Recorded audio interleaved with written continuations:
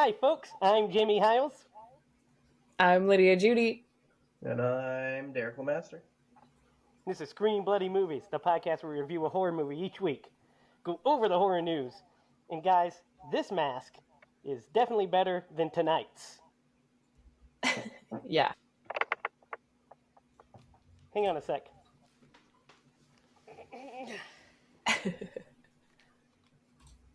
Not really Michael Myers, guys. It's me. Thank goodness. If you were afraid the whole time.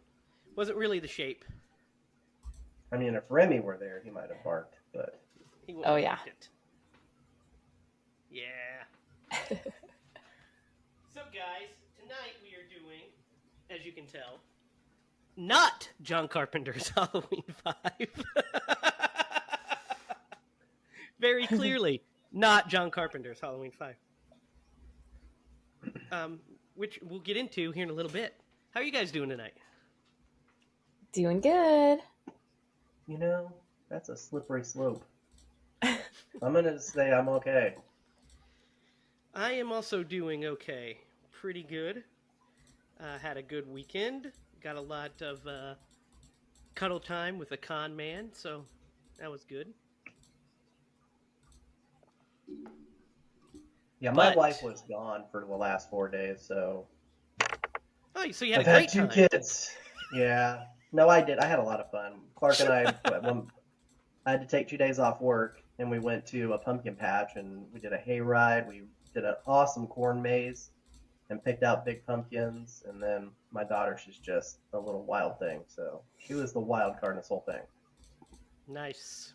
But she's so cute. Well, we're getting into the holiday spirit in reviewing Halloween 5, which is obviously the 5th chapter in our Halloween watch-along saga. But, guys, before we get into Halloween 5, I would like to get into the horror news.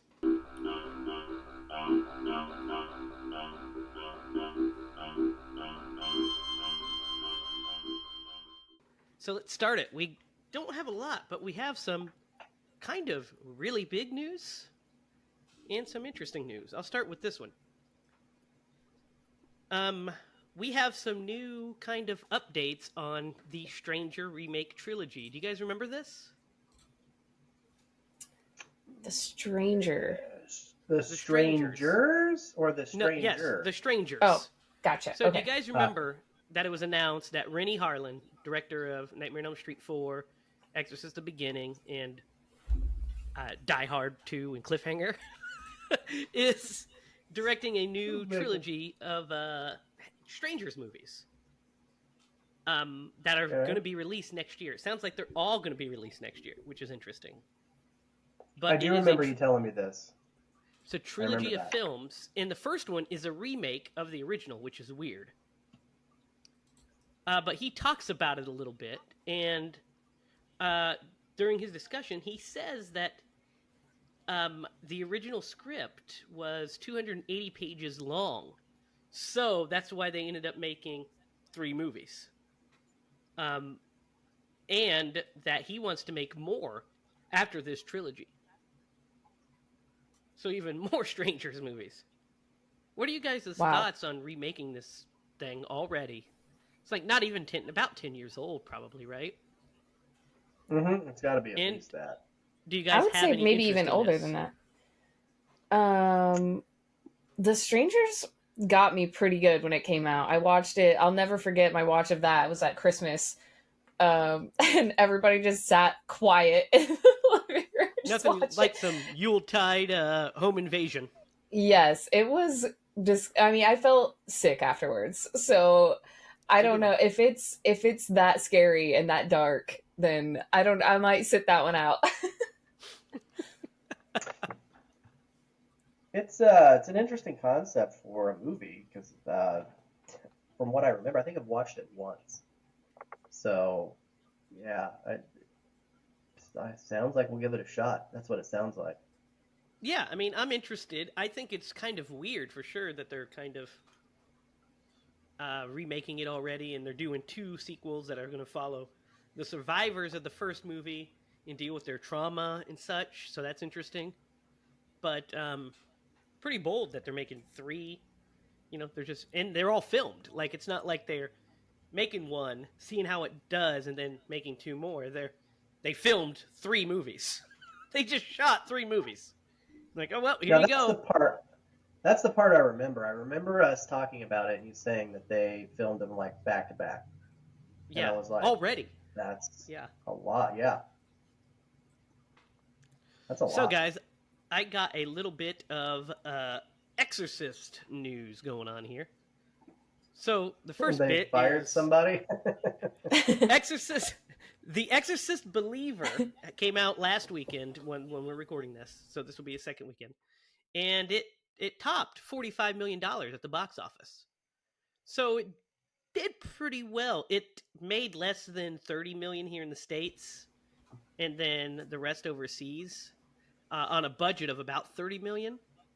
So with that, it sounds like it's going to do pretty well. Probably will make back its budget, except that they paid $400 million for the rights to these movies. So kind of a Yeah. tepid start. And not great word of mouth on this one. It currently sits at a 23 on Rotten Tomatoes and a 20 something audience score, so it's not doing the best. And with that news, this next bit is also Exorcist news, and I'll let you guys react to both of them. It's also kind of rumored at this point that David Gordon Green might not return to direct the next one. He doesn't say for sure, but even before the movie was released, he was saying, I might find myself in that director's chair. I might not. I might find another project, but I'm going to be shepherding this one as like a creative head or what have you. What are your thoughts of David Gordon Green stepping away from this? It's kind of got to happen. I mean, from nothing else, like the last 2 movies that he's been connected to have done probably worse than they should have. They definitely underperformed. Underperformed. And because go ahead. Well, he's got a stench attached to him at this point, unfortunately. Mm-hmm. Yep. Because he let down an entire fan base with his last film, and then this was supposed to be the start of a brand new series, and that they banked $400 million on, and it got tepid reviews. Now I've seen it. I went and saw it, and I have my thoughts on it, and I don't think it was the strongest way to come out of the gate. Let's just say that, without me rating it, and we'll talk about it, I'm sure, eventually, but it's not the strongest way to come out of the gate. Would you guys be surprised if he's replaced as director? Absolutely not. I kind of expected it, honestly. Yeah. I was more surprised when you said that there was a possibility he might return for The Deceiver. Yeah. So, there's been a couple. There's no names attached to it or anybody floating around, but I was thinking about it. And guys, can you imagine an Exorcist movie directed by like Mike Flanagan? Right. Now there's an idea. Yeah. Yeah. Directed by Mike Flanagan. You've already sunk $400 million into that franchise, that property. You might as well just go and get probably one of the best horror directors that is out there right now. Yeah, he's one of. I mean, I would go on a limb and say he is the best at this point. Oh man! So you have somebody like, imagine Mike Flanagan directing an Exorcist, or Ari Aster directing an Exorcist movie from Hereditary. I mean, and dude, I got it. They should see what Rob Reiner's doing.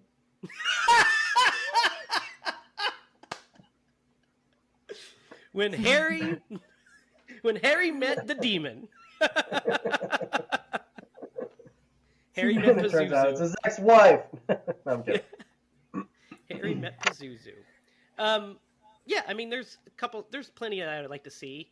If they wanted to make sure people went and saw it, they would do a Flanagan, a Ari Aster, a James Wan, even, you know, somebody like that to like draw people in. I mean, I can do it. I'm available. I mean, we're gearing up to shoot our feature, but I could push it back, Universal. If you really want me to, I can push it back. Yeah. And I helm got some Exorcist. ideas. I can helm Exorcist DC. Basically, what I would do is everything that happened in the last one, I would just do the opposite of that. Be a foolproof plan. Yeah. Yeah. Jamie's out here throwing haymakers, man. I know. It's like, I'm I gotta trying to see beat this the hype. movie. Watch out, David. Look, I think David Gordon Green is a very cool, nice guy. I like some of, I like quite a bit of his movies. But the last two just have not been for me. Or apparently for the general audience. I will say he is a perfect example of timing is absolutely everything. Because I think when we first heard about his venture into this property was coming off of Halloween Kills, which absolutely rocked. Yeah, yeah. And so it was coming off of Halloween 2018 and Halloween Kills. And we're like, oh yeah, he's doing great with this property. And then he made Ends. And then this just kind of continued the theme of just making downward really spiral. Bizarre choices. It's like, oh, all right. Sure. Well, I mean, there is a point where you can like outthink yourself. You know what I mean? Yeah. Yeah. Yeah, and maybe he's hit that point, and a step back would probably do him some good, honestly. You know what I think? He needs to hire better co-writers instead of... I mean, I think his worst decision is to bring in the same writing team of Halloween Ends. I mean, it like shit the bed. People were like, this is not what I wanted. What is this? And then he's like, yeah. Let's use these same guys for The Exorcist. Like, what are you thinking? And it kind of also feels rinse and repeat of the Halloween movies because it's a sequel that ignores all of the previous ones. We bring back a legacy character who has a past with the monster. She's an older lady. It's, kind of rinse and repeat. It's just Halloween 2018 was pretty well done, and this one is not so much. Hey, I just realized I didn't turn on my sign. There it is, folks. All right, let's move on from our buddy DGG. And let's talk about Saw 10. So, it's doing some good work, Saw 10. It is currently made over 40 million worldwide, which is the worldwide total of Spiral, the last one. So it's already surpassed that. And it is sitting at an 82% on Rotten Tomatoes, guys. So this thing is doing work and getting great reviews. I need to see it still. Haven't seen it yet. Good. So it looks like we're going to get more Saw movies. Are you guys down for more Saw? If it's I love to hear it. Quality. Man, the only thing, going back to my Macho Man glasses, you turned into Macho Man for some reason. That I think they missed the boat on this. They should have called it Saw X. What do you guys think? They did. It's what it is. Okay, but I've never heard it called Saw X.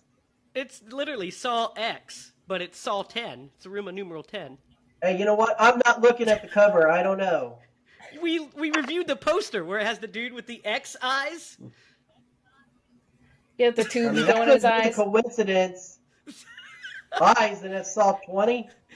Derek's like, hey, check it out. I got an idea. We should call this movie that's based in Halloween. We should call it Halloween. They missed the boat.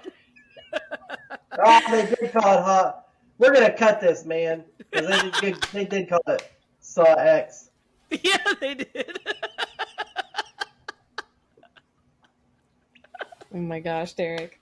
I blame you, Jamie. I blame you because you called it Saw 10. You called it Saw 10. You should have been like Saw X. We would have known. So Saw 10X is doing great, and you guys, I still have to see it. I was gonna go see it this weekend, didn't have time, so we'll have to check that one out. I mean, we have 9 Saws to get through still. We've only reviewed the first one, I think. So Isn't that crazy? We have so many. Knocking those. We're gonna have to knock those guys out. There's a shitload of them. Because we've only done one, right? We've only done the first one. Yeah. And I mean, they used to. There was a period they were releasing one a year. Remember, every Halloween was a new Saw movie. Yeah. So I think their ratings probably started going down, so they were like, maybe we should like back up a little bit. Well, that's what they did. They ended it with Saw 3D, and that closed out the whole story. And then they were like, oh, let's make the Jigsaw movie. And it did okay. Then they're like, wait, let's do Spiral. And it was fine. And then they were like, you know what? Let's do Saw 10. Let's bring back Tobin Bell. Let's set it in the past, even though he's literally fucking 20 years older. We'll just have him wear a backwards hat. Nobody will notice. And that's what we got. So I'm excited to see it. I'm glad it's doing well. That's the most efficient and creative de-aging I think I've ever seen. It is. It is definitely the most efficient. He just pulled fucking. He went full Buscemi. Nobody knew it was coming. This is a little bit of John Carpenter. This is not news, but I think this is a good idea. So John Carpenter we talked about this. He has a video game coming out later this year, or later next year. Remember, called Toxic Commando? We talked about it. I showed you guys stills from it. John Carpenter's Toxic Commandos is what this is called. Well, he was talking about that, and he said that he thinks Big Trouble in Little China would be a great video game. I have to agree. Yeah. Can you guys imagine a Big Trouble in Little China video game where you're just Jack Burton running around? Kurt Russell's still alive, man. You could, with the technology today, you could do an awesome video game. And there's such a sub culture for that movie that they'd make some bank. Yeah, I'd be down with my personal opinion. Yeah, they should do also a They Live video game would be pretty legit. Ooh, they've done The Thing. It's a great game too. They've done The Thing. Nice. Yeah, They Live, man. That one could go. That could be deep.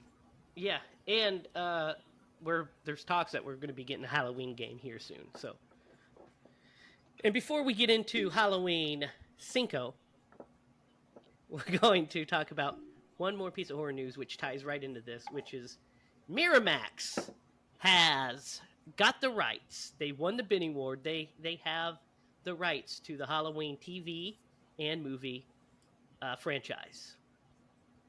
So basically, they're controlling both the film and TV rights, and they're talking about mapping out an integrated film TV kind of universe. Which I don't know how that's going to look. That's ambitious. And they might not do it. It might not be like a cinematic universe. It might be, hey, we're doing this TV series, we're doing the movie, and they might interconnect at some point. Who knows? You know how you could pull something like that off? How?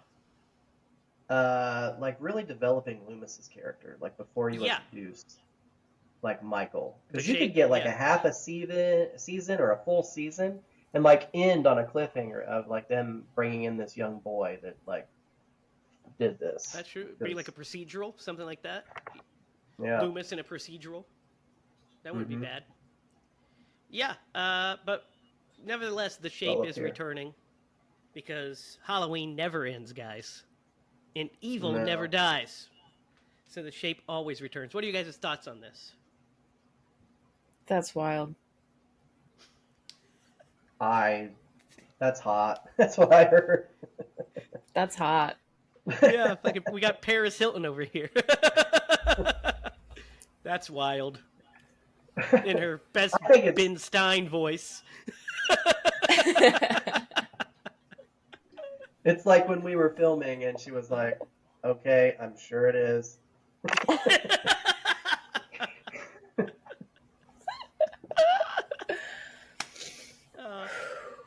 I've had a long day, guys. What are your thoughts on Uh, this kind of idea? Or first of all, I mean, it's great that Halloween's coming back. Of course, we knew it would. Those movies made money, obviously, even though each one made significantly less than the other one. I think Halloween 2018 made like $300 million or something like that. Then Halloween Kills made like 190 some, and then Halloween Ends like made $25. I don't. $25 too goddamn much.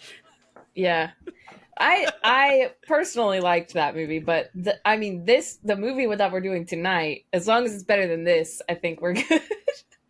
Hey, you don't even talk about Halloween 5. It's a masterpiece. And I will say, if you give me the choice, listen, we got a lot to talk about with this movie, but if you give me the choice between this and Halloween Ends, I'm picking this every time. You know why? Say it with me, folks. Because Michael Myers in his own goddamn movie. That's why. I don't know, man. They explored some stuff with Michael in this movie. I can't wait to talk about it. They explore some stuff for sure. We're going to get into it. That wraps up the horror news. So, guys. Is this your first time seeing this, Lydia? Have you ever seen this movie before? I have seen this before. Okay. I watched it for the first time like at my friend's house, and it was just kind of like mostly just on in the background. Like I think we were carving pumpkins actually. Oh, so it's around Halloween time on the TV, probably? Yes, exactly. So we were like, I mean, what better to watch? So I just remember watching it and being like, this isn't like the first one. No, it's like, not. My track record with these movies was the first one and the third one, and that was pretty much it, really.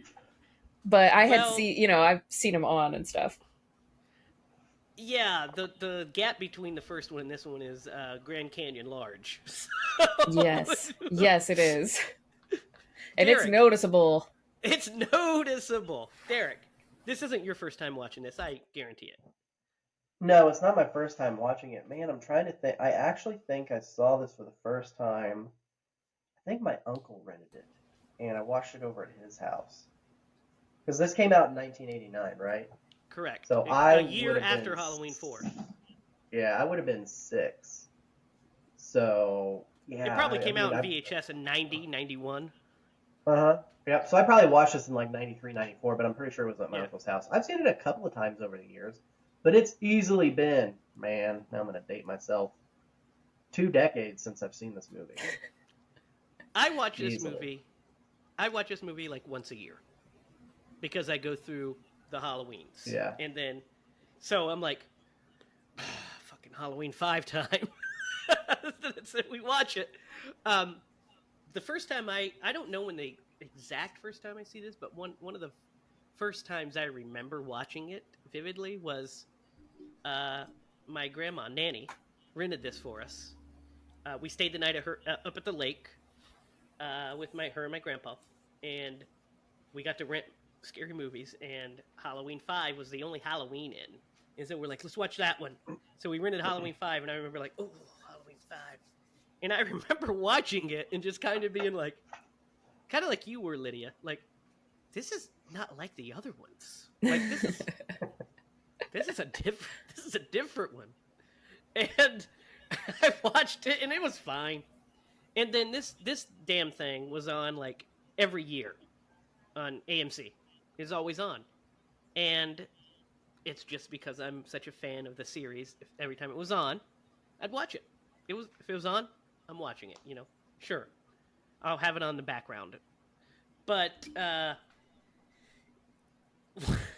when I watched it this morning on my Blu-ray, as I put it in, I was like, have I ever watched this Blu-ray?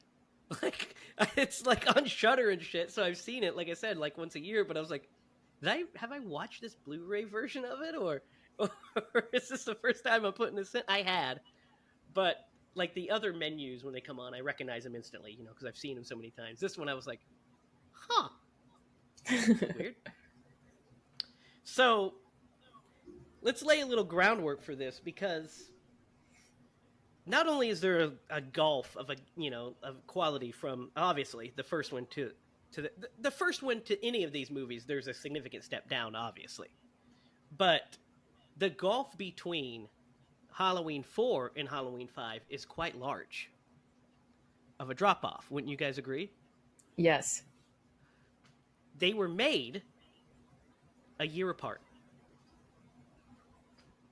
This one was fast tracked after the success of 4. I think they had 10 months to finish this movie, something like that, because they had a release date locked in. They had distributors. The distributors said Michael Myers, of course, has to return. They went through tons and tons of scripts. A couple of them were pretty decent. A couple of them were even worse than this movie. Like, some of the scripts that I saw were awful. But what happened was they brought in the director. It's Dominique Othenin Gerard, I think is how you would pronounce it. Othenin Gerard, yeah. Othenin Gerard. Dominique Othenin Gerard. So he was, and here's the thing. He made a movie before this, and he was at a festival, and Deborah Hill, the great Deborah Hill, the co-writer of the original film, the producer of a bunch of John Carpenter movies, met him and liked his style. And she's the one that introduced him to Mustafa Akkad. Said, hey, he should direct the next Halloween movie. And the thing was, he had never seen these movies and had no idea what the hell he was doing. What? Pretty much. And Hell he wanted to... His original pitch for this movie, guys, was for after Michael is shot at the beginning and the shape falls into the river, he wanted him to wake up with no memory and be get brought back to life like with lightning. And then he's kind of like Frankenstein's monster. So he's like a good guy, and he only kills out of self-defense. And Dr. Loomis is his protector. And he's like, he's not evil anymore. We got to protect him. And Mustafa Akkad was like, no. I wonder if this movie would have been better if he would have just let him do that. So here's the thing. It would have been worse probably, but it would have been at least interesting. Like, at what point during development did they realize what his vision was for this? Because there was an option to pull out at some point, and maybe this is not for you. Because Deborah Hill. The clock was ticking. Well, no, because I see what you're at saying. That point the clock was ticking. Because they originally hired Jeff Burr, who recently passed away, rest in peace, who was the director of Texas Chainsaw Massacre 3. He was brought in. And this is before Chainsaw 3, obviously. That was in 1990. This was in 89. And he was brought in. He met with them. He was developing the script by Shim Bitterman. And then it was... There was creative differences. He was off the project. Gerard was in, and then so basically he had to rewrite the Bitterman draft. He did a page 1 rewrite of that draft, and then that gives us the movie that we have, which is awful. Like, that's what they came up with. This is what they came up with.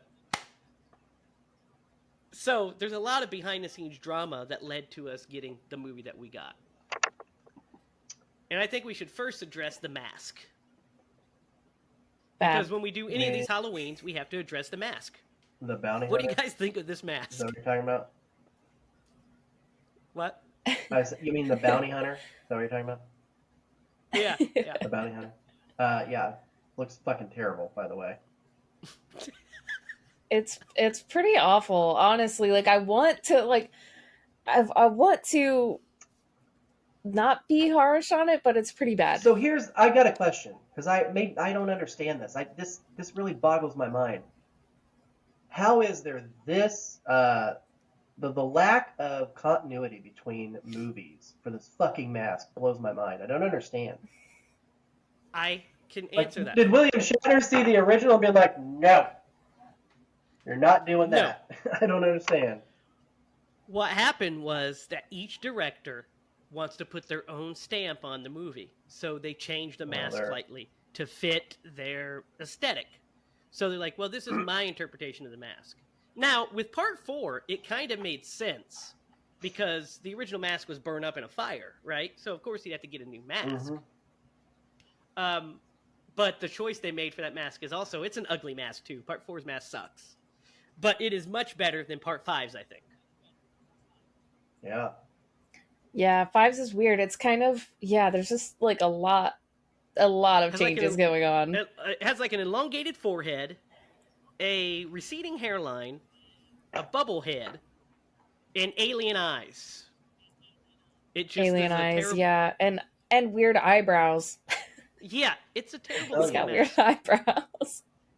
And like the neck also just doesn't work at all. The worst. Like it looks huge.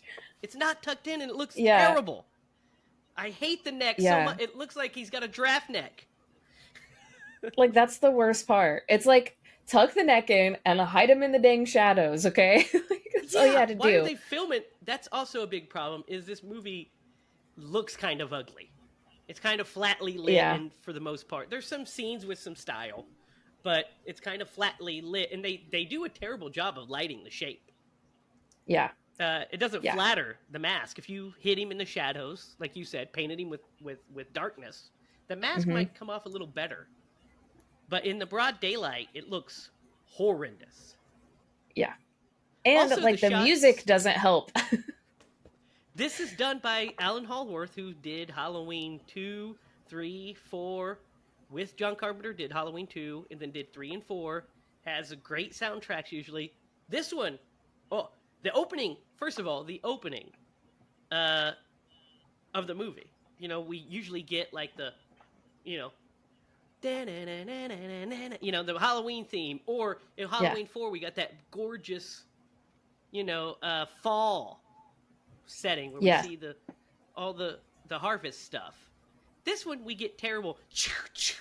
I kind of saw where they were coming from for the opening of this. At first I was like, this isn't so, but now it got a little too ridiculous towards the end, where they were just like fucking mutilating this pumpkin.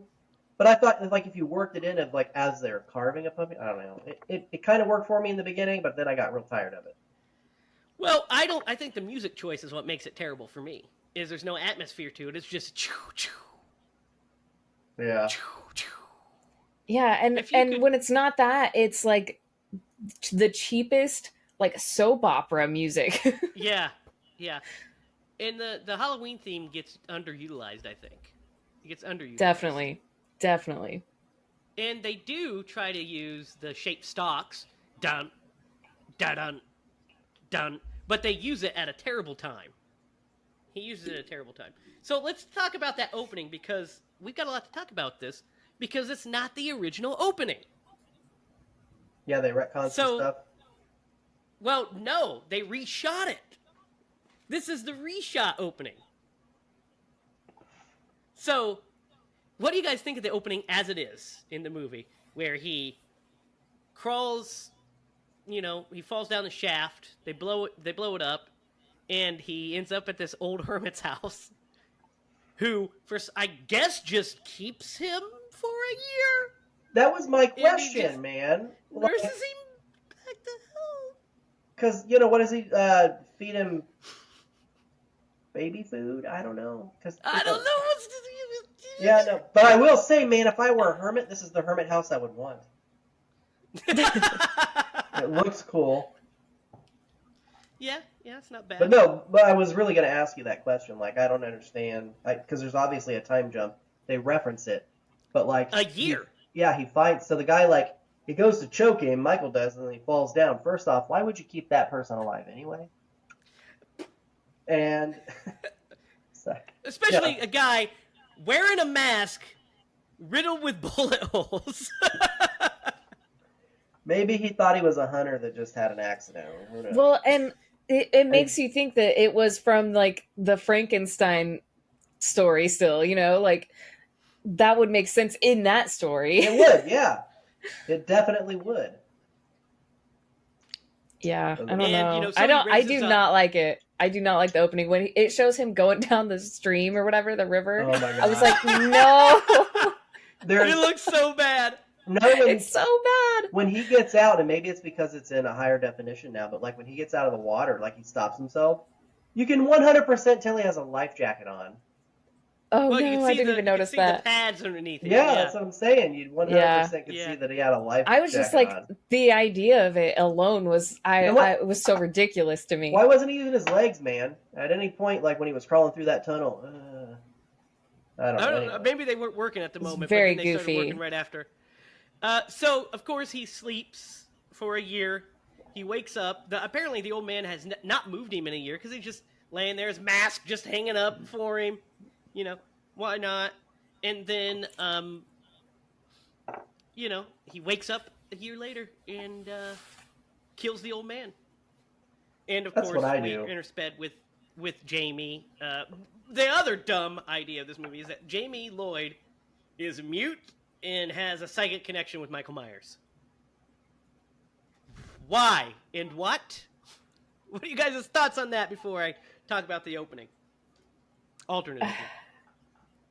Trauma can do things to you. I'm grasping at straws right now, but I know that a lot of people I know that went through trauma have had built psychic connections. I mean, she did touch him. They are related. They're playing on this like theology of The form, which they idea don't get of it. into. The idea of it is just awful on its face. It's a terrible idea. I mean, I'm not saying It is a would terrible be idea. one that I would be I- comfortable with. But. I get it because of kind of like the way the other one ended was kind of like something was going on. Right, Between I get the that two. too. But why is she mute? It doesn't explain like why she's The mute. mute thing and the fact that she's like full on psychic connection with him is just Yeah. it's too super. It goes too far into supernatural territory. Yeah, definitely very supernatural. So we're gonna rewind a minute. Derek, what are you doing? Quit doing whatever you're doing. Derek. Can you hear it? Yeah. Yeah, really loud. Really? I didn't. I made this like magnet thing out of the. I'll quit. Yeah. I was saying Jamie Morse code. just slapped Derek on the wrist. I was practicing my Morse code, is what I was doing. Apparently. So, the original opening to this movie is also bad, but makes way more sense, okay? Okay. The original opening to this movie, he gets shot down the well. Same thing happens. He climbs up, ends up in this person's basically house, but it is a this character that was called Dr. Death. He was like a Satan worshiper. Like basically, he was into the occult. So he takes him and he draws the thorn on his wrist, tattoos the thorn. That's why it's there. Tattoos the thorn on his wrist and does a ritual over him.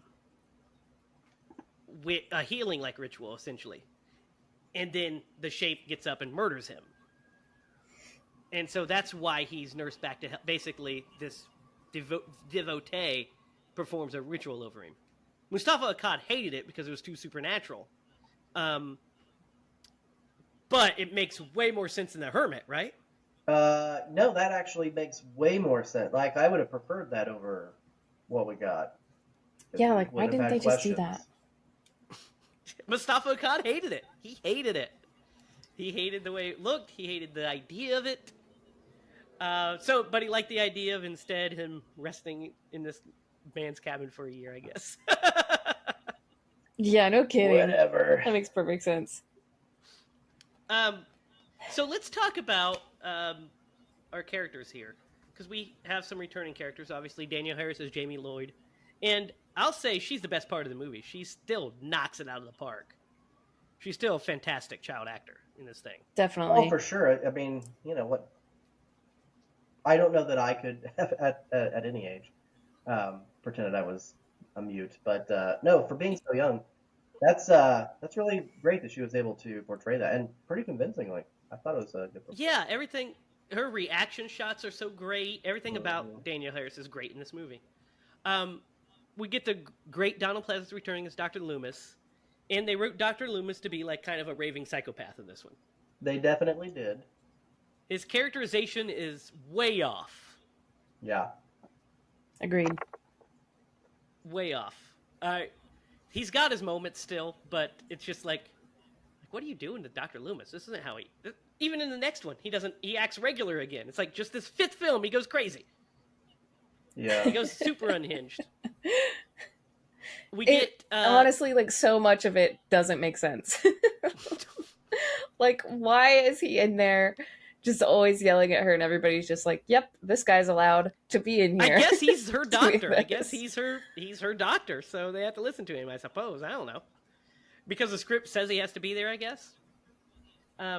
Yeah. So That, Rachel that explains a lot of it. So Rachel returns for 5 minutes. 5 minutes. Yeah. The worst thing that they did in this movie, well, besides all the other shit we just talked about, was killing off Rachel. Yeah.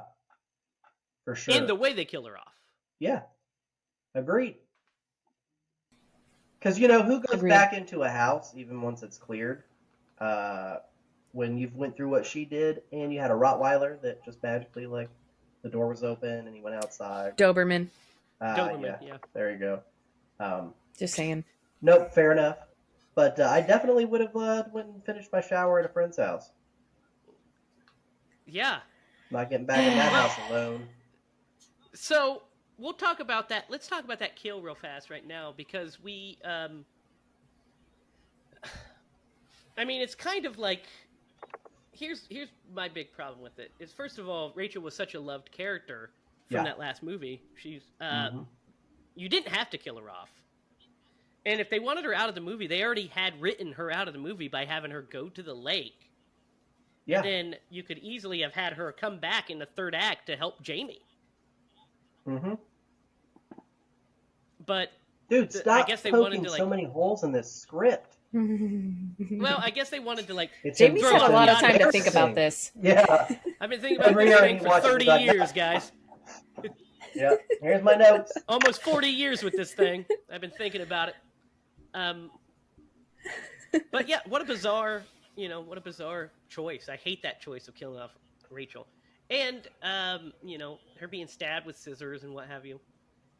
And it's like the least scary thing too. That's it's what like, I was gonna say. The scene is not tense at all. No. Like, barely even a little. Like, because you're just like, oh, it's gonna happen. Well, and there's no atmosphere. The lighting is super bright. It's in broad the middle of the daylight. day. The music's not good.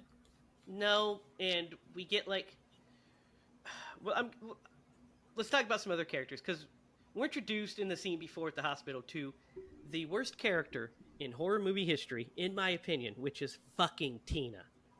Tina. Ugh. I hate Tina. She's awful. Man. I thought she was the second best character in this movie.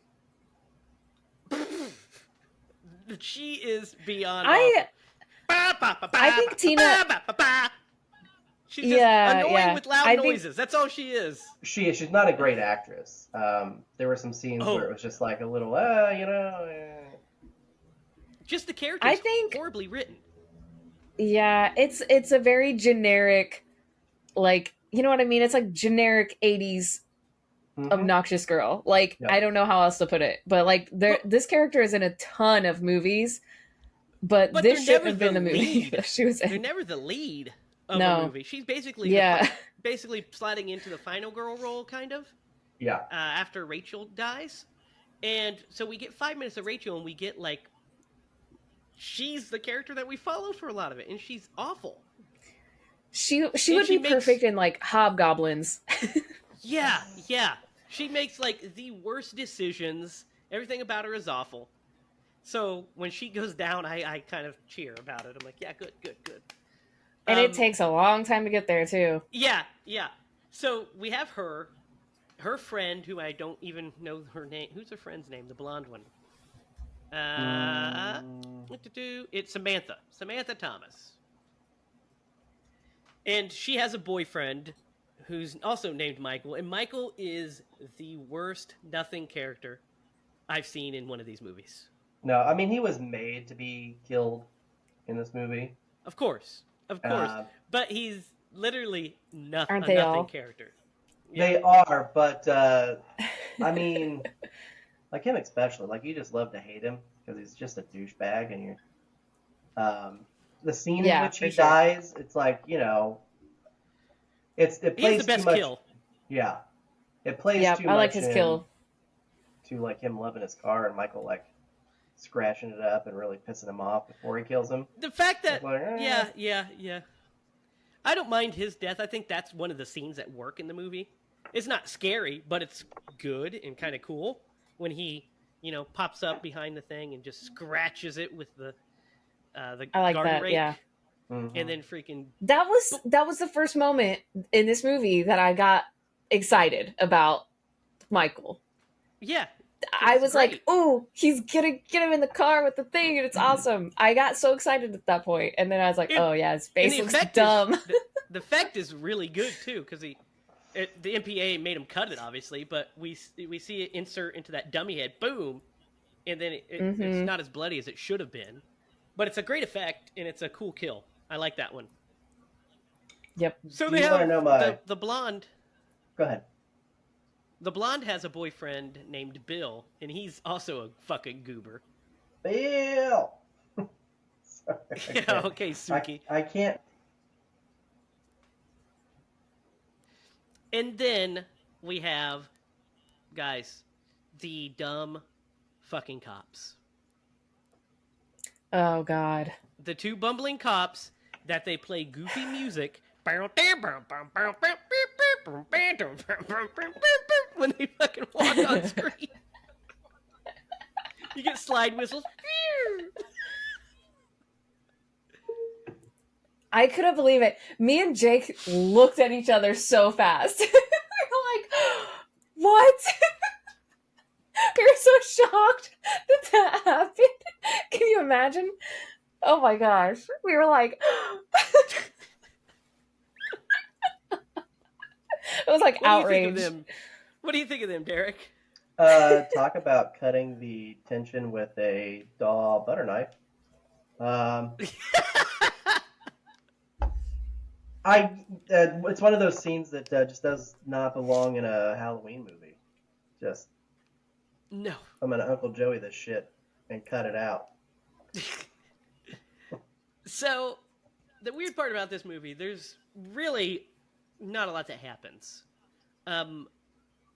But one of the scenes that I think is pretty effective is when she thinks she's being chased by the shape in the hospital. Mm-hmm. Yeah. I think that's a pretty decent little chase scene. When It it's is. really the janitor. Yeah. I think that's probably one of the best sequences in the movie, right? Probably one of the best put together sequences. I had a couple little complaints, but I'm not even gonna get into it. Yeah, I mean, it's because not. it was it's like not, it was a good sequence.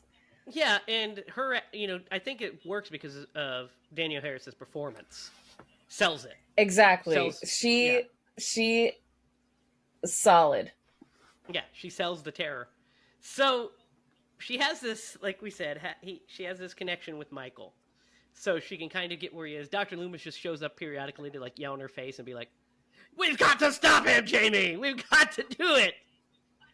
And then he's just like tells the police where she thinks Michael is, and the police are like, "Okay." So the other good scene in this movie is when after the shape kills Michael and he's wearing that stupid mask that he has on. I think that mask is actually a really cool mask. Yeah. I think he looks really good in it. Yeah. And I think that whole sequence in the car is actually really good and pretty suspenseful. Really? Because I like that scene too. I am Yeah, complete because- opposite. I thought it was the strangest thing. I like it because you're just waiting for him to kill her. So you're just waiting for it. I mean, he's like a springed coil, right? Waiting to be unleashed. And when she leans over and kisses him, the look that he gives her in like his eyes is really good. Mm-hmm. So I like that. I think it's kind of silly that he just slams on the bread. You know, it's Dude, kind of there's some silliness in it, but I think it's a pretty good idea and a pretty well executed. Yeah, I think the weird thing is like that he doesn't kill her. No, and that's so Yeah, well, that's the. Go ahead, finish your thought. yeah, I agree. I think the weird part is that he actually stops to get her cigarettes, but I think Yeah. he does it because he's trying to get to Jamie, and she's supposed to be visiting Jamie. Right. Yeah, that makes I sense. think is kind of his end game.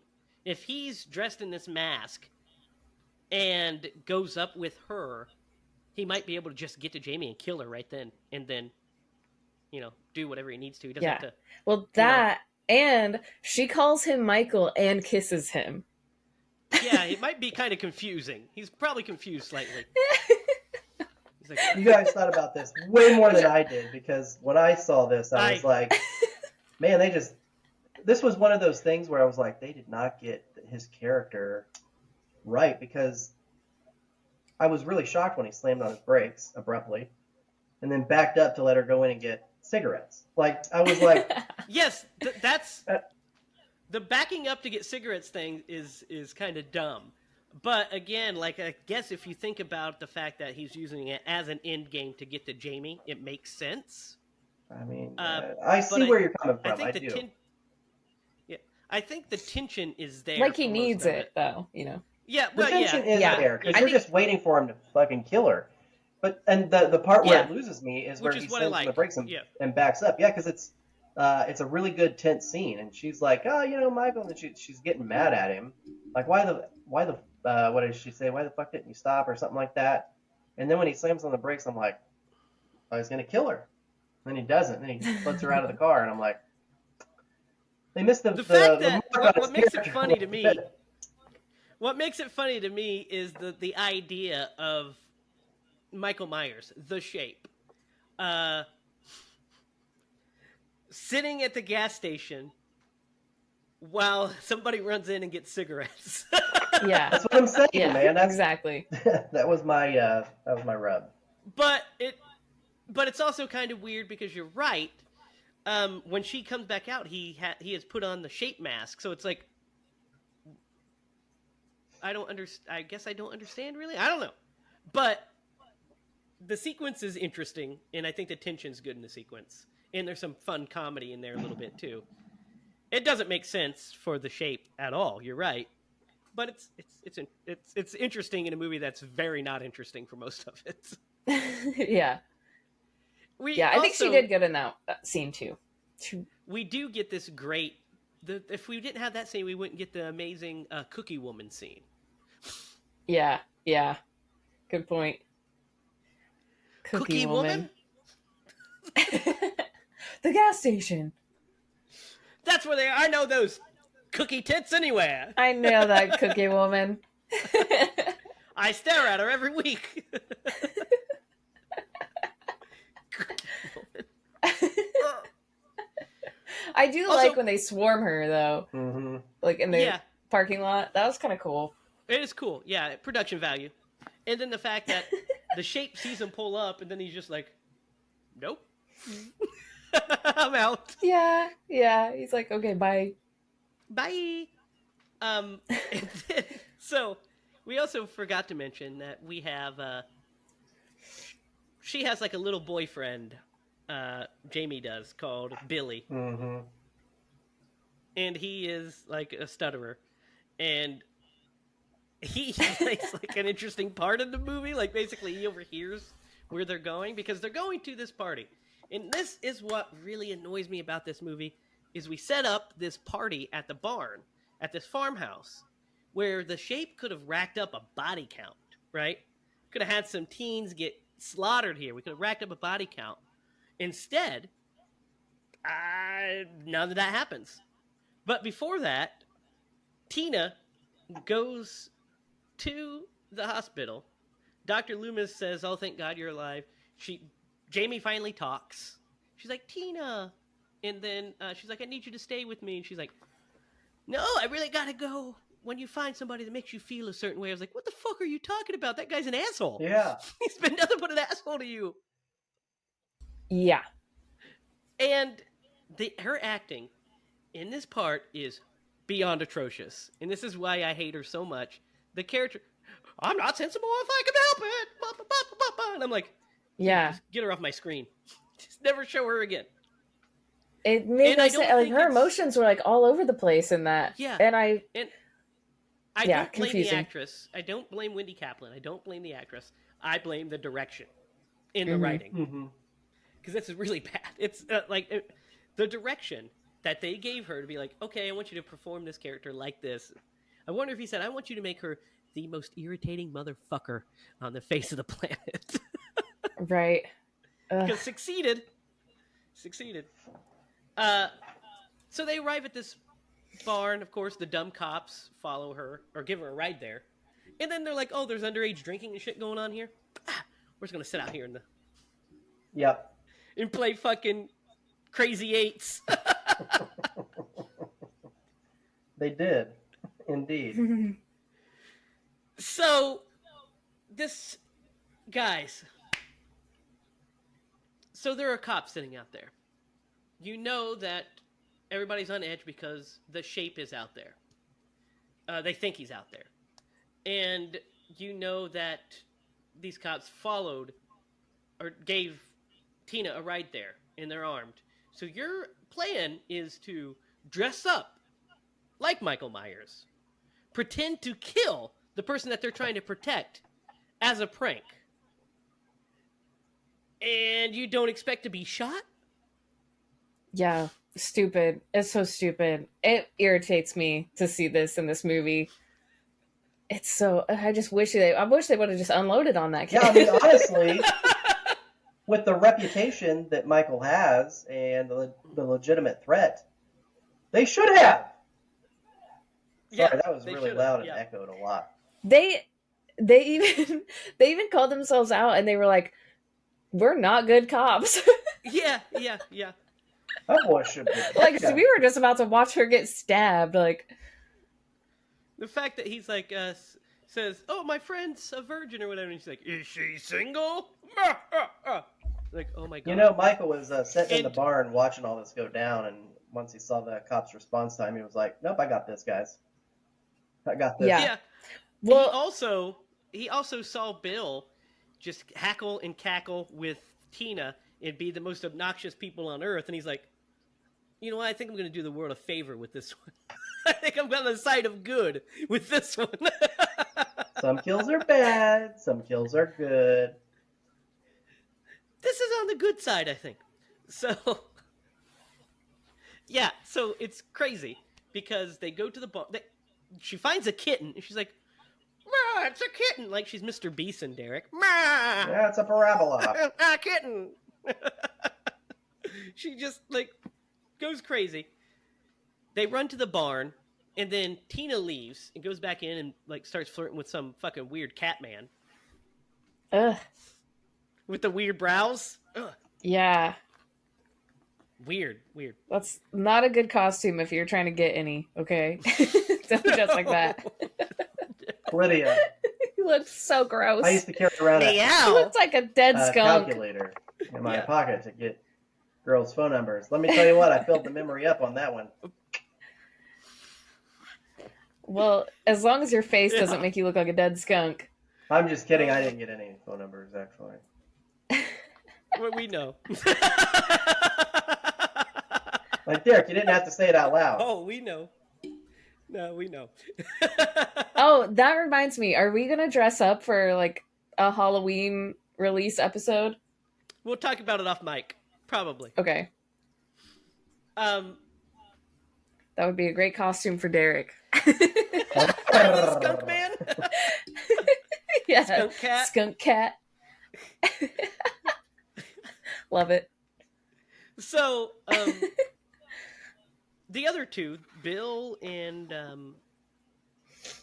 what's her face? I forgot already. She's really a nothing character too. She's there for like a couple of Samantha. I'm sorry, it's Spitz is that guy's name. Spitz. Billy is That's right. the boy. So it's Spitz, which by the way, fucking awesome name. So we have fucking Spitz and Samantha are in the barn. And they're about to, or they do it. They start to have sex. They have like this whole thing where he like, we get the same exact scare again because he pretends to be Michael Myers a second time and pretends to stab her. Like we the audience are like shocked by this. And then, because they didn't do it the first time, then that would have worked. You see, Yeah. I think that scare actually would have worked. But so they're starting to have sex. Like there's a whole thing. He pulls out a condom. He does like the whole bit, and we get another great kill actually, where they're doing it and he pitchforks him through like the back. I like this one. You know, which we've seen in Friday the 13th before, but it's still good. But who's counting? Yeah, but he pitchforks him in the back. She runs off, and then he grabs a scythe, which is the coolest he looks in the movies when he's holding the scythe. And he kills her off screen, unfortunately. What do you guys think of this set of kills in this scene here? The kills are good because we're like, finally. But something's happening. The sex scene is so weird for this movie. Awkward? Yeah. So awkward. It was such a long sex scene, and there was like no music or anything. It's like, what's going on? Long, for sure. It was weirdly shot too. And it wasn't shot like sensually. It wasn't shot like voyeuristically, really, until we get the one shot of the shape walking and looking at him through the slits in the wood, and then he does this weird thing where he rubs his hands on it. And I was like, what the fuck? Yeah, his burned up old hands. Yeah, like what's going on here? Yeah. No, that is awkward. That is awkward. And the running around chasing the cats was pissing me off so much. I was like, what are we doing? Why are we doing this? It was giving me a headache. The jump scare with the cat. Ugh. I swear, here's my solemn oath as a filmmaker, as a director. I solemnly swear never to have a cat be a jump scare. Okay. That's my oath. We're going to hold you to it. So, I might use other things, but I will never use a cat jumping out of a closet as a jump scare. I promise you. If I do, you need to go back to this episode. And you need to say, hey, in season 3 of Scream Bloody Movies, you said you never do this, you son of a bitch. Yep. I'm going to write into my very next film.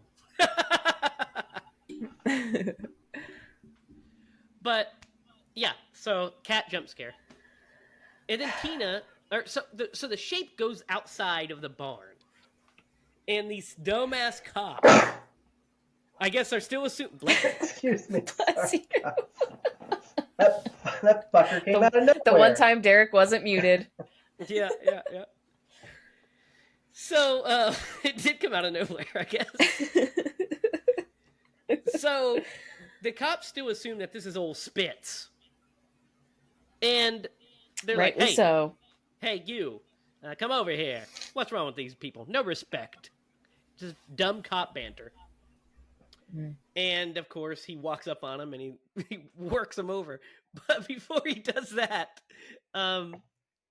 before we find the aftermath of that, Tina goes to the barn looking for her friends and finds blood on the cat and then finds the dead bodies.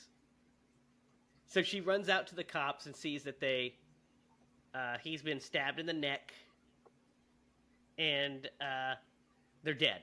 The cops are dead. Thankfully, so we don't have to deal with them anymore. I liked when she found them, though. They rolled off the thing on top of her. I was like, oh, yeah. Yikes. Yeah, that would be scary. Yeah, that was in the barn? Yeah, that's good. Yeah. This is what's not good, is, well, it's kind of silly. So, Jamie and old Billy Boy have decided to run all the way to this farm that they know where this farm is, first of all. Of course. Apparently, it's close enough that they can run from the hospital there by the time that this scene happens. They make it there in time for the shape to start chasing her down in a car. And then the shape turns the car on Jamie, because that's who he was after anyway. It starts chasing her down. So, a couple questions here. First off, if he's wanting to get Jamie, why does he go to the barn?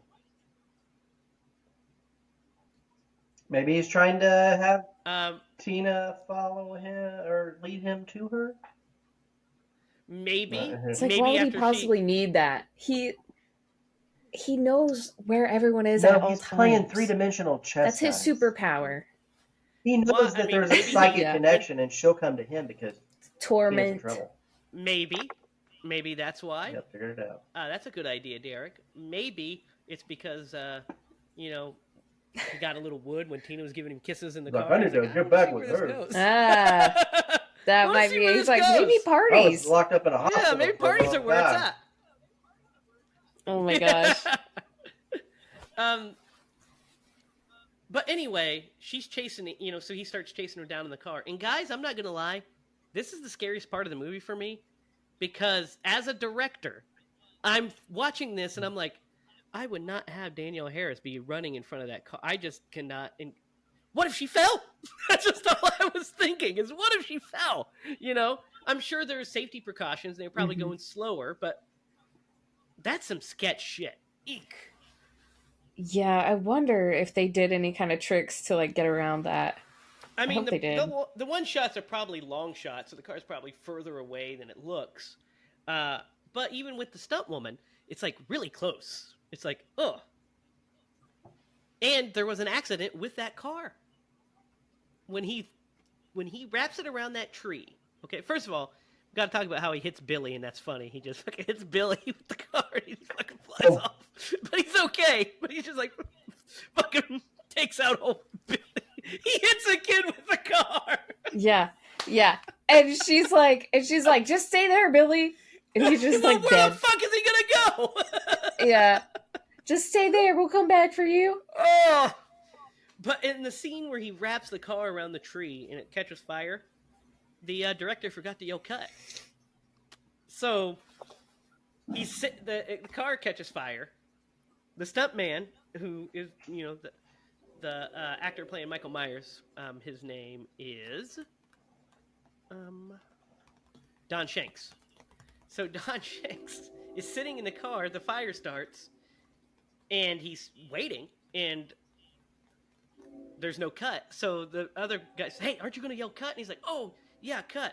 Because he was just so engrossed in this fireball, like that this happened. He was so shocked that this occurred the way it did that he just forgot to yell, which is tells us what we're dealing with this movie, by the way. Or with the, It makes with the you director. wonder. Yeah. Makes you wonder if he just didn't yell cut on purpose because he wanted to see that fire. Well, maybe. I don't know. But That's a bold accusation coming from me. yeah, it is. It is. You're like, maybe he just wanted to manslaughter him. But You never know. so okay. We got to talk about this. So Billy Tina jumps in front of Jamie to stop the shape from killing her, and she gets stabbed. Now, here's the thing. We don't know if Tina lives or dies. Right? They left it vague on purpose, so that way they could bring her back in the future. But the audience hated her, so they're like, yeah, she's definitely dead. That's awful. Oh my gosh. People literally cheered when she got stabbed in the theater. People cheered when she got stabbed. How upsetting would that be? To be like, I'm the main character in the next Halloween movie, and everybody just hates you so much. That would suck. I feel bad for her. Again, it's not the actress's fault, but it's not. I mean, it's partially that's her what's fault. upsetting. It's not her fault. But she did some of the shit. I mean, she did the performance, but I'm sure it's the director's job to say, pull that back a little bit, Not to be like, that is great, I love it so much, it is beautiful. And by all accounts, Dominique Othen and Gerard was well liked by the crew, or by the actors for the most part. At least with Danielle Harris, he was really sweet with her. So that's nice. But still, I mean, he made this movie. What were you gonna say, Derek? Oh, he went Arnold on her. for a minute. I mean, that was Jamie's contribution, but he threw some Arnie. Anyway, that was what I was saying. Gotcha. You like mumbled a little joke under the radar. My mumble got in there. Oh my god. Do it now. So, the cops show up. So I don't know how they knew where to be unless the other cops radioed and said, "Hey, Tina's at this party," which is possible. We'll give that leap of logic that the cops radioed their position, so that's how they knew they were there. And once Jamie went missing, they figured she'd be going there, so that's why the cops swarmed the place. But Dr. Loomis jumps out of nowhere, grabs the kids, gets them to safety, then hangs back or talks to Jamie, and he's like, "Now do you see? We've got to stop him." And she's like, "Can you kill him?" He's like, "Yes, I think so." And she's like, "Yes, then I'm in." And he's like, "Micah, get rid of the rage. Come to your house." And so he has this plan to set up a sting at the Myers house. Guys, this Myers house, what in the actual fuck? It's nothing like the Myers house. It's some weird gothic house. Yeah. The mythology, man, it's morphed it. It's like Rose Red, man. You guys remember you guys know what the Myers house looks like, right? Yeah. You remember what the Myers house looks like? Yeah. What it's supposed to look like? Just it's like a little farmhouse. Yeah, just like a little like two-story. a simple, yeah. Not some weird with a fucking tower on top of it. Yeah. Like, what the fuck is this house? They're like, it's the fifth installment. No one will remember what it looked like. I guess that's egregious to me. Like, it's a very iconic house because it's a big plot point of the first film. It's a big plot point in the second film. They're throwing rocks at it and shit in the second film. And it's just like, we know what the Myers house is. We know what that is. But even to get one that looks similar, no. He's like, "I want this to be gothic. I want it to look like a castle." Like, what are you talking about? Well, then make it somewhere else and not the Myers house. Mm-hmm. That's not what it looks like. So this plan is wild. So I'm a bit confused, guys. So Dr. Loomis has this whole setup, right? Ready to go. The Shape attacks the clinic where Billy is, supposedly. He kills some people. Well, he does do it. He kills some people and, I guess, sets a fire to the clinic or something, which lures all of the police away to the clinic. Somehow Loomis knew that Michael would do this, so he has this other plan set up with Jamie already, because she tells the police he's at the clinic. The police go to the clinic, right? And just leave a cop outside, Roger Predactor, upstairs with her.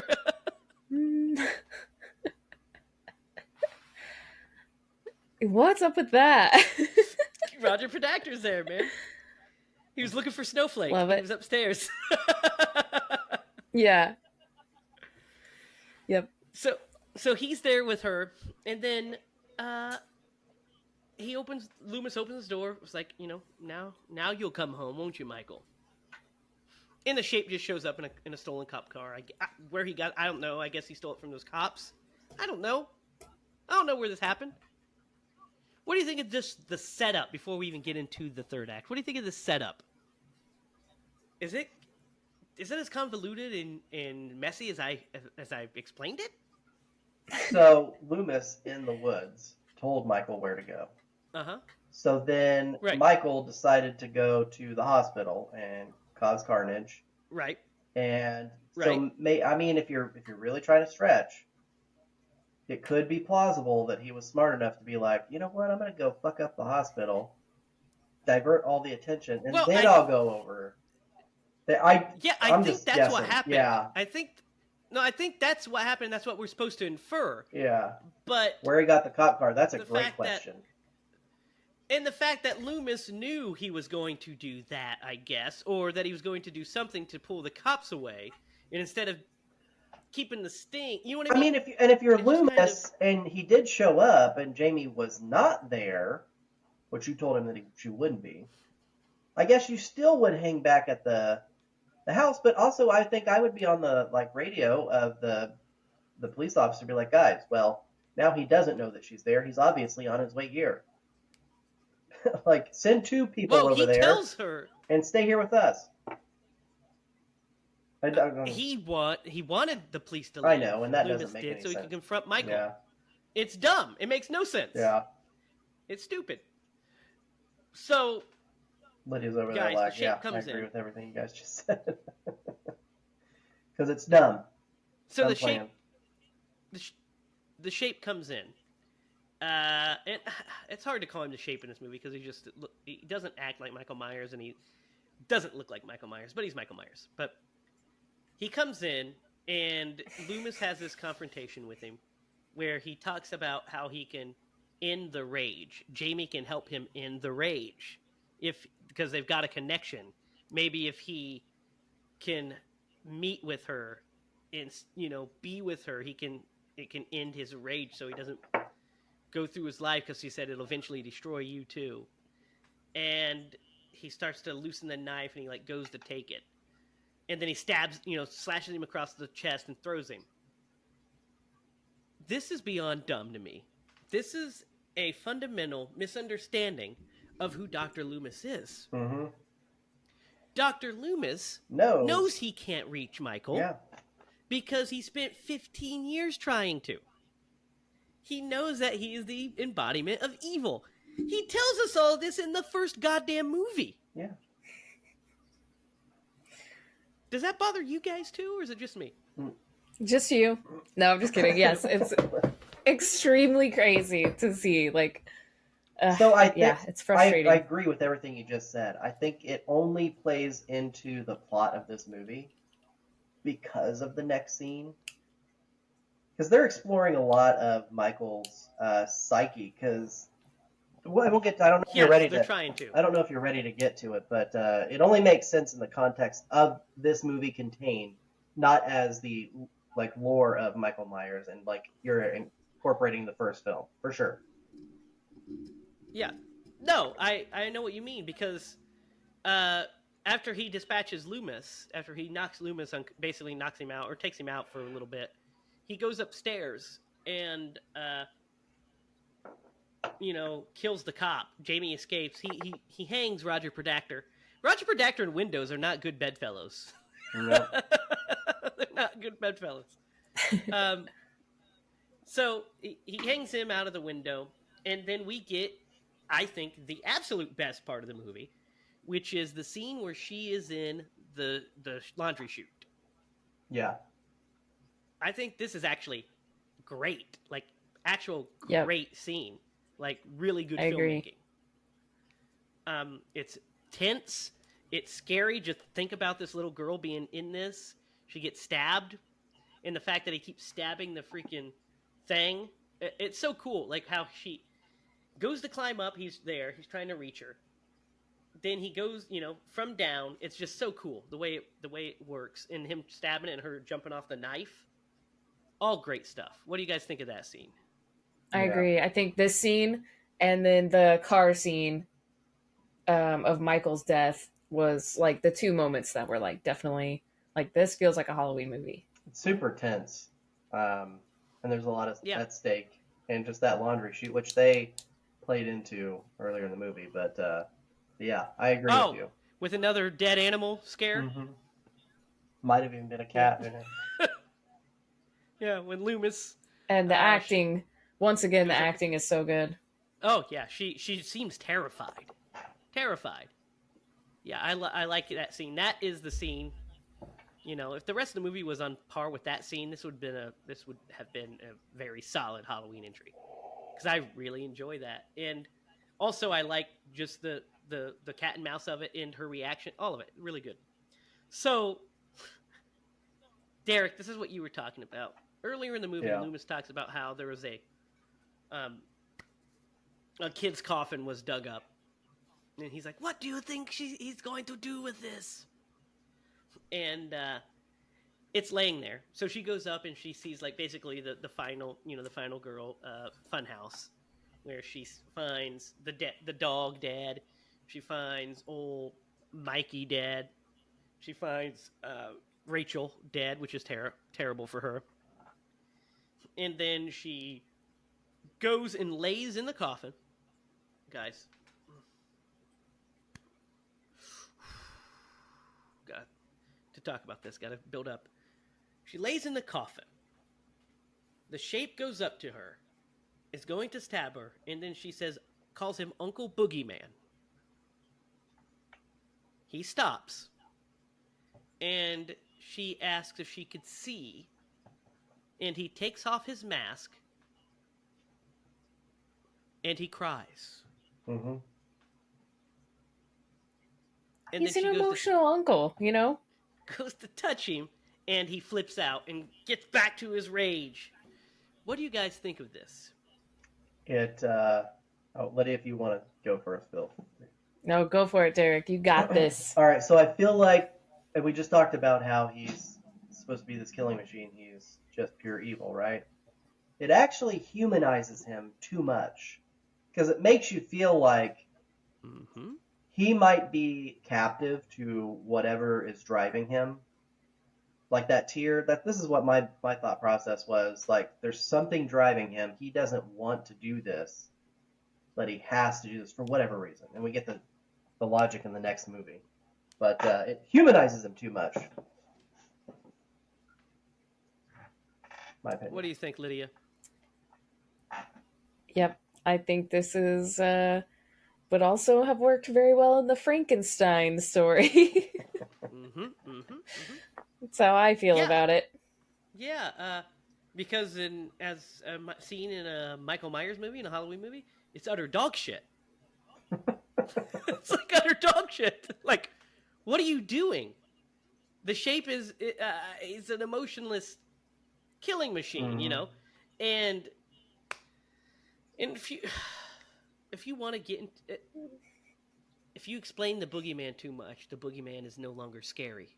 Mm-hmm. And for him to cry is fucking wild. The fact that Akkad allowed that to actually happen and be shot is kind of shocking to me. Like, it's just like a total fundamental misunderstanding of the character. Again, just like Loomis. Mm-hmm. It's a fundamental misunderstanding of who the shape is. And yeah, I get that it kind of adds like an emotional weight to it, and maybe they have this psychic connection. But the shape is not somebody that can be redeemed. That's not, that we're trying to set his soul free. That's not what these movies are. This is just the embodiment of evil. Evil on two legs, as Loomis calls him in part 4. So yeah, this is a wild scene. And then what's really funny is after he does it, he like throws a hissy fit because he's like, "She saw me cry," and starts throwing shit around. Now she knows I cry when I watch The Notebook. Derek, you cry in The Notebook, don't you? You're muted. Double idiot. I said I've never seen The Notebook, so. You've read The Notebook like 40 times. I've read it twice, a-hole. I know. I saw your tear-stained pages. Double stained. I did get made fun of, not by you, about reading that book. I like how you have to preface it. Not by you, though you make fun of me all the time. So, then we get the finale of this movie, which is also batshit wild. Right? So Loomis lures the shape downstairs by holding Jamie hostage. And then once he gets into the middle of the room, he pushes Jamie behind him and pulls a rope that has a giant chain that was just waiting to be dropped on him, shoots him a bunch of times with a tranquilizer gun, and then beats him unconscious with a fucking 2x4 and has like a heart attack. What do you guys think of this? This would have been an appropriate moment for a wah wah wah in the movie. I mean, if you're Okay. Go ahead, Lydia. No, go ahead. I was gonna say only if you're planning a sequel do you do this. Otherwise, you unload bullets into him, Yeah. not tranquilizers. Well, Yeah, I guess because Loomis there's doesn't know a how few to kill things. him. Yeah. Yeah, I get the tranquilizers.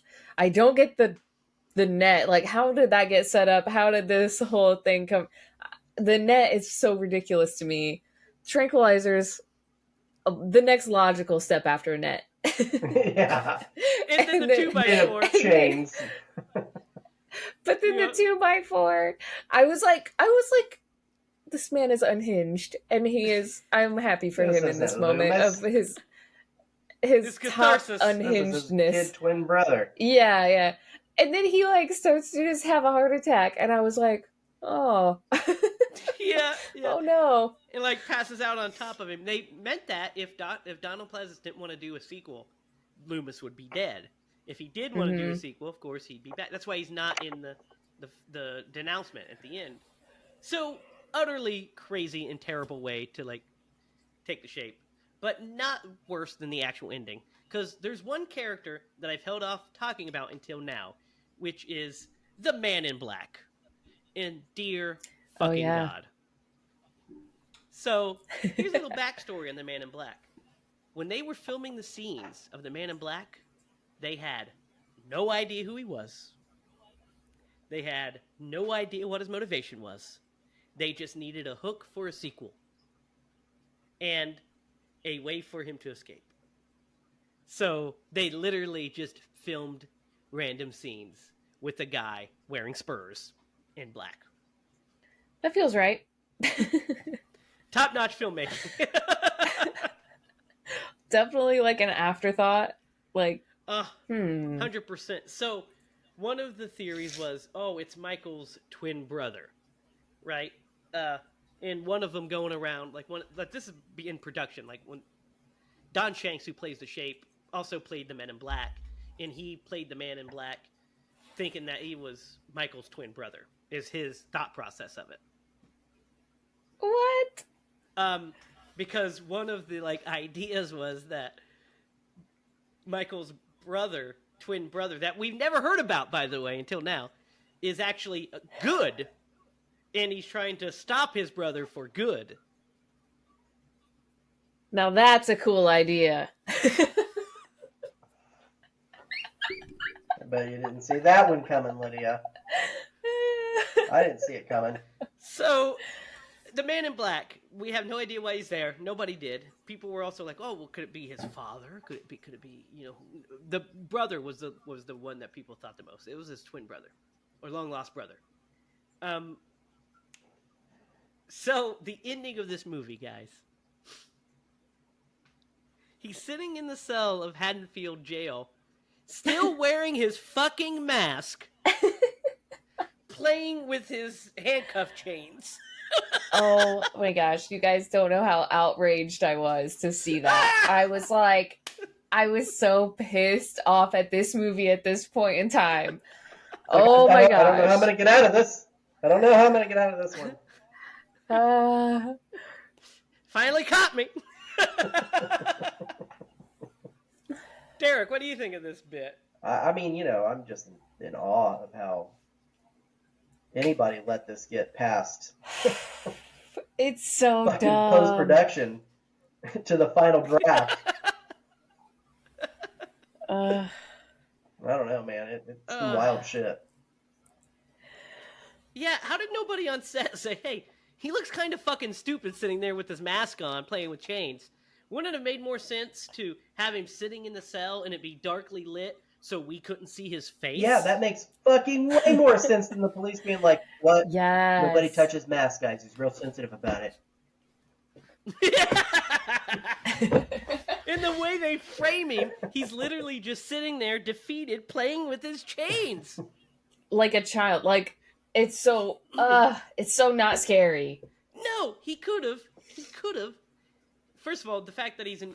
I don't think the idea of him being in the jail is a bad idea. It's kind of actually interesting, especially if they ended it way different. But him sitting in the cell with it dark, so we can't see his face, us audience members can't see his face, and him just sitting still, like he did with Loomis all of those years, would have been a pretty cool ending.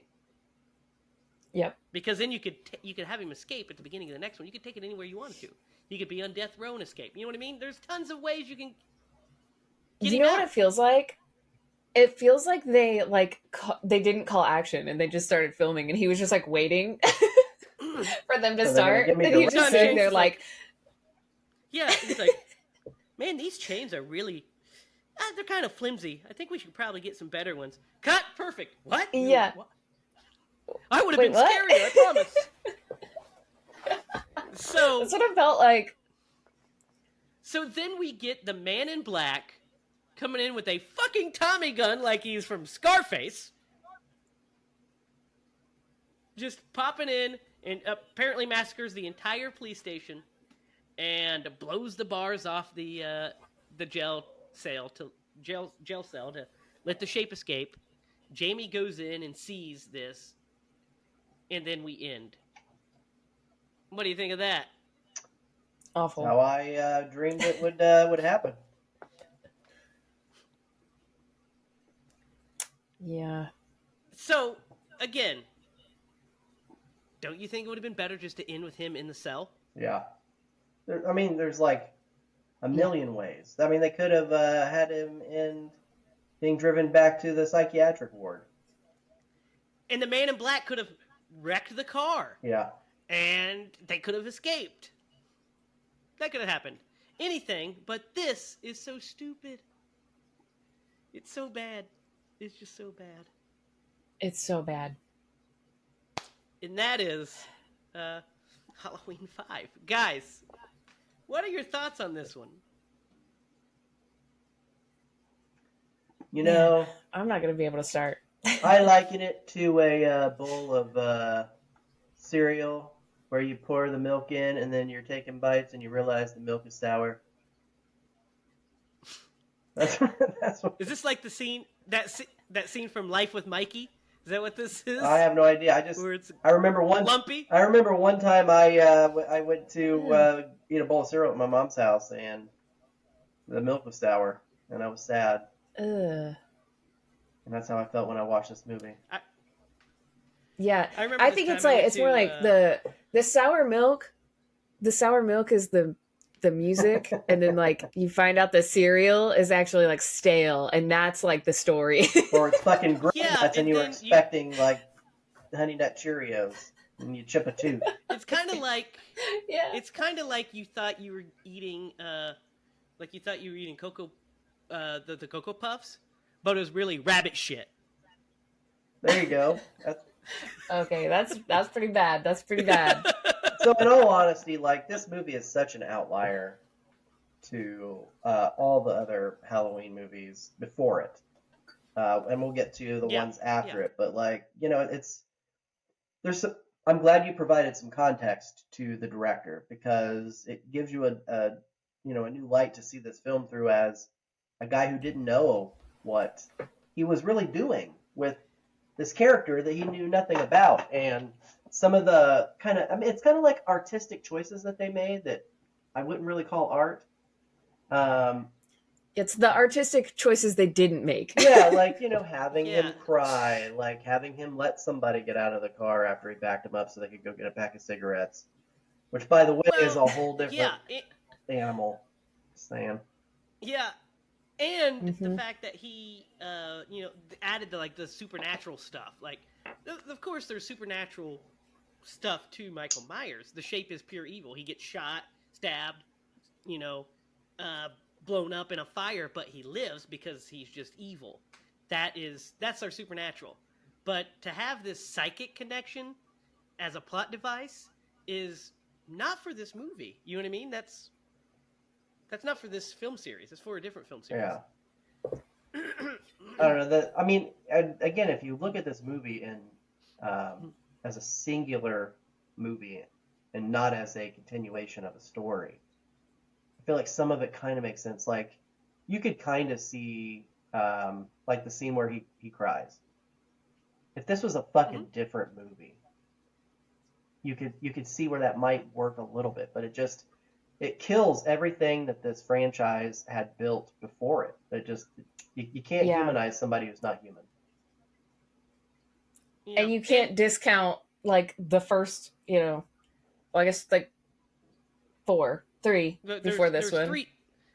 There were 3 Michael Myers movies before this. Yeah.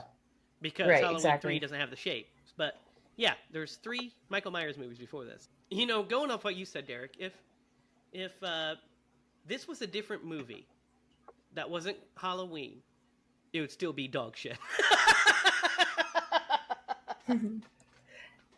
If this movie would have been Frankenstein, might have been good. So what do you think, Derek? What are you going to give this guy? I am going to give it a 3 because the only character that really kept to the core of it. I mean, even then they kind of changed it. They made her fucking mostly mute and rediscovering her voice, I guess, was Danielle Harris's character, Jamie. Because, dude, they botched Loomis. I don't know how the fuck you do that. You're just like, hey, Donald, you know the character, go out there and do it. Because he is Loomis. Yeah, I'm going to stick with a 3. I think that this movie was just a complete letdown.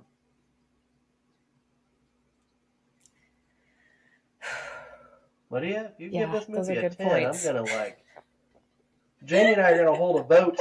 I'm kidding. Yeah. Veto me off the island. I still, honestly, this is kind of a hard one because I think 3 is kind of fitting and I don't want to just copy yours. So I was like, maybe a 4, but then maybe also a 2. Because there, it's still at least we're still seeing. It's still a Halloween movie. Yeah, Michael and Myers. We're still seeing a few of the characters we love and seeing a little bit, but it was just done so poorly.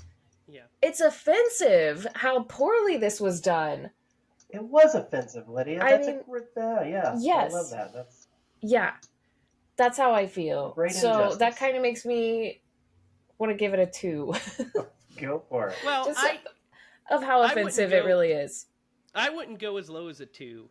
I wouldn't even give it a 3. I think it's a 4 because it's still there's some stuff in it there's some really, really strong scenes. Especially that laundry chute scene, and there's some really, really great performances like Danielle Harris the entire movie. It's just the choices that are made are super bizarre. And as an 80s slasher movie, it's kind of dull. I think is the worst part of it. If they did all these batshit insane things, but the movie was highly entertaining still, and a lot of stuff was, was a lot of fun, then maybe. But it's just really sleepy, I feel like. It feels like it's lost all the energy of the previous movie. They even stole a scene from the original movie where he's in the, behind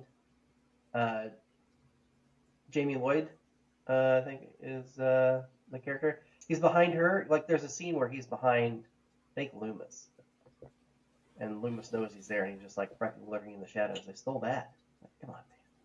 Yeah, and they do that, and that's fine. I mean, you can call back to that. You can. Halloween 2018 had, fucking 500 shots that belonged to John Carpenter. But, it had an interesting story, and it was well made. This one, the story is all over the place. It's kind of, like you said, Lydia, offensive, because it's what are you doing to these characters that we love? But it's also still a Halloween movie, a fun, not still an 80s movie, still a slasher. It's just not it's lethargic. Because when this is the point when I'm watching these, when I get to 5, it's just kind of dull. I think that's my biggest complaint with it, besides all the weird shit that it does, is that it's just dull. You're just kind of like, huh, okay. Hmm. Mhm. And Like, and they didn't even also, commit to doing the weird shit. They just gave the weirdest shit the afterthought. You know, like, we'll do that next time, maybe. yeah, and what's also really bizarre is, or what really is um, telling about this movie, is it kind of colors the franchise for the next film and puts it on a path that it goes down. Because the next one, which we'll get into, of course, eventually, Halloween 6, doesn't come out until 1995. This movie was made in 1989. It took them 6 years to get a Halloween movie because, one, Mustafa Akkad recognized his mistake of rushing the movie. He recognized, hey, I rushed this one out the next year and the quality suffered from it. So he recognized that. The box office to this one was. So, this movie was the lowest grossing Halloween movie. It made $11 million. Damn. $11 million. Now, The Curse of Michael Myers made 17. Or, I'm sorry, not The Curse of Michael Myers. The Return of Michael Myers, Halloween 4, made 17.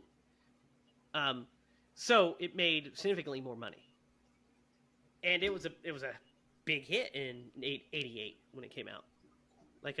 Especially on the budget. I mean, the budget to Halloween 4 was we talked about it, but it was made for $5 million. Mm-hmm. And then Halloween 5 was made for more money and made less.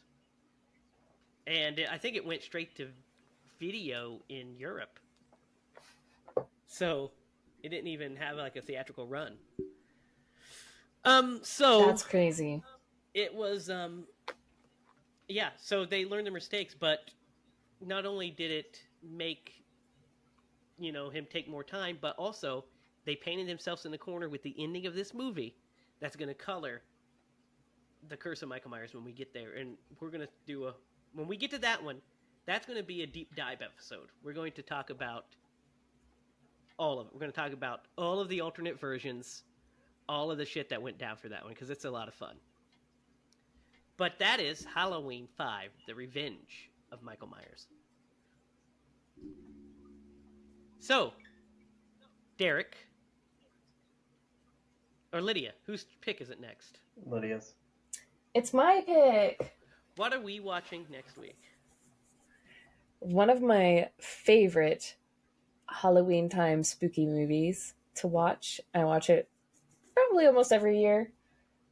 Sleepy Hollow. Ah, Sleepy Hollow. Yes, Tim Burton's Sleepy Hollow. Yes. We have, I think it's on Max. At least it was. It is streaming, yes, on Max and on Hulu and Amazon. So that's where you can watch that. Guys, who would Tom Atkins play in Halloween 5? Thrill me. Michael Myers. He wouldn't cry like a bitch, I can tell you that. I can tell you Tina would be all about that dick. I would say he would have to play The sheriff, man. I mean, one of the cops. I mean, I think we recast Sheriff Meeker in part 4, so I guess it would have to be the same character, Sheriff Meeker. Yep. Which I There like you go. Bart Starr, and I wish he did more in this movie, especially since his daughter was killed the previous year. You'd think he'd have more of a vendetta against Myers. That would have been rich territory to explore, but they just kind of don't. Didn't watch the other movie. Oh yeah. Yeah, so they're like, this character was in the last one, so let's put him in there. Yeah. So that wraps up this week's edition of Scream Bloody Movies. Let us know your thoughts on Halloween 5. Do you think it's as bad as we did? Do you love it? Is this one of your favorites? Because there are people out there that love this movie. Just like there's people out there that love Halloween Ends, and I just don't get it. But to each their own. So comment down below on your favorite part of this movie, your thoughts on it. Where would you rank it in the Halloween sequel list? And give us some ideas on some obscure slashers that you want us to hit after our Halloween season, because we're always looking for some new or old. You can follow us online at HiLaProductions.com. We are currently casting the feature. We are going to do a shoot in spring for a section of the film. So we are currently casting. We'll have some news as soon as we get it. We'll send it to you. Follow us at HiLaProductions.com. Follow us on Facebook at HiLa Productions. You can follow us each on Twitter. Me at Racket, Derek at DDoglyMaster, and Lydia at Lydia Spooky. Follow us on Instagram at Scream Bloody Movies. Be sure to comment down below, like, share, and subscribe. And for Derek Lemaster and Lydia Judy, I'm Derek Lemaster too. For Derek Lemaster and Lydia Judy, I'm Jamie Hiles. And remember, if you're gonna scream, scream bloody movies.